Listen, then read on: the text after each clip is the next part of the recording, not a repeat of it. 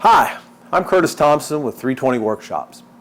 I'm going to share with you today my top 5 favorite hand tools that I use for furniture restoration.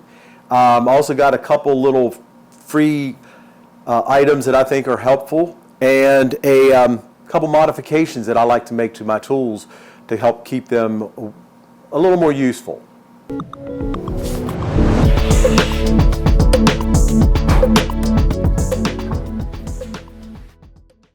So let's start off with my top 5.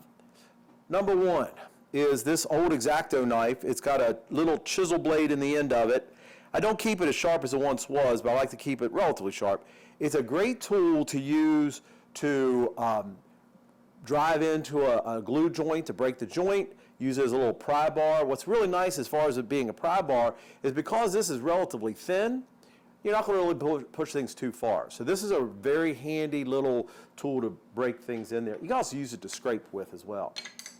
Next are these little scrapers. This is a tool my wife bought me for Christmas one year. It's got a little carbide blade on the end of it, like from a planer or a wood turning tool. And it comes and get in there and scrape glue off of things or just gunk off of things. It works really well. This is another model I got, which is by Woodpeckers, and the only difference is this one has the blade going different than the Lee Valley one, and that kind of helps to have both because sometimes this works a little bit better and sometimes this one does. So those are great little scrapers. That's number 2. Number 3 is my Halder dead blow hammer.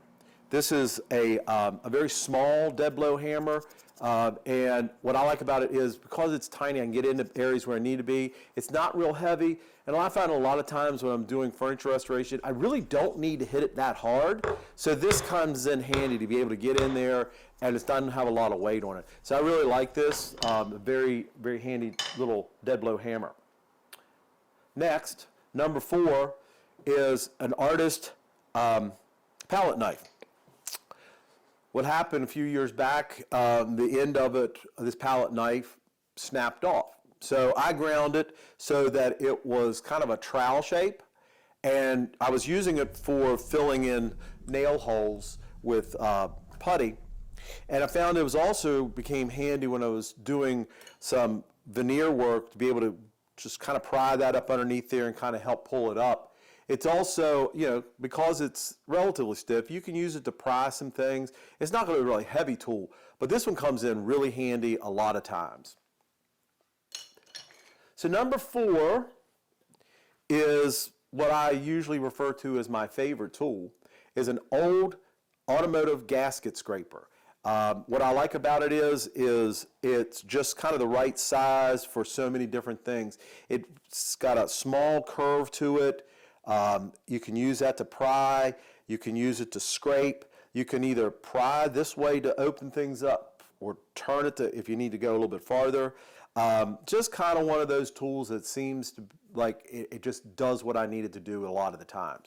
I find that real handy. You can get new ones, automotive supplies or Amazon, something like that. But that just happened to be one that I found in an old box at an antique store one time, and I really like it. So a couple freebies that I'll share with you are, number 1, hotel key cards. They come in really handy. What I really like about them is when I'm trying to pry something up, I can lay that on the wood surface, and I don't have to worry about marring up the surface. It also comes in really handy to stuff glue back into a crack or to hold the crack open while I'm putting glue down another side of it. Because they seem to collect, I've got multiples I can put down inside of a crack, or I can use it to a couple of them to as spacer blocks. They just come in handy a lot, and they always kind of seem to be laying around somewhere. This isn't really a kind of a freebie tool, but it is one I like to do when I'm doing veneer work on a piece of furniture. I'll take a small piece of plywood and glue on a piece of 400 grit sandpaper. It does a couple things. Number 1, if I'm working on a piece and it just needs to be trimmed up a little bit, obviously you can use it as sandpaper. to just sand off the edge a little bit. But even better than that is if I need to trim just a little bit off, I can use that, put the veneer down on that that sandpaper, and it holds it in place so it doesn't move around on me. So I think that's a real handy piece to have. And because I'm taking the furniture with me, if I need to cut on it, it becomes a cutting board or a chisel onto it. It just comes in really handy, and you can throw it away at the end and get another one next time. So the other thing I'd like to share with you is a couple tool modifications. And to be honest with you, they all got to do with a grinder.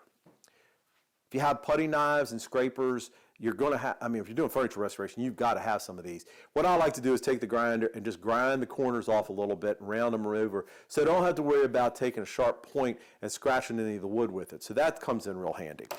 Another one is pry bars. If you buy a pry bar at the store, usually the angle of attack on the front of those wedges are really steep, and a lot of times it busts up the wood more than you can pry with it.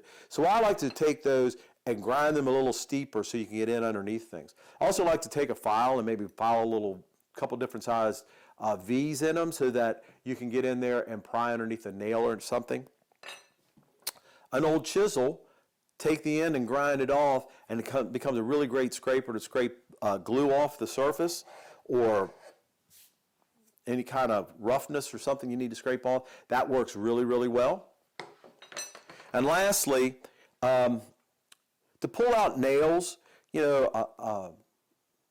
wire cutters or little nippers are very handy to have, but their bevel is on the back side of it as well, so you can't always get underneath of a tight nail. What I like to do is grind that all down flat so that will get right up to the surface and pull to get underneath the nail and pull it. So both the pliers, or I'm sorry, the wire cutters like that, or the nippers, I grind the ends off so it's nice and flat. And that really helps get things to pull out. So that's my top 5 favorite tools, hand tools that I like to use when refinishing furniture. So hope that's helpful. Happy New Year's, Merry Christmas, and thanks for stopping by. Now let's do that all over. Is that okay? Yeah.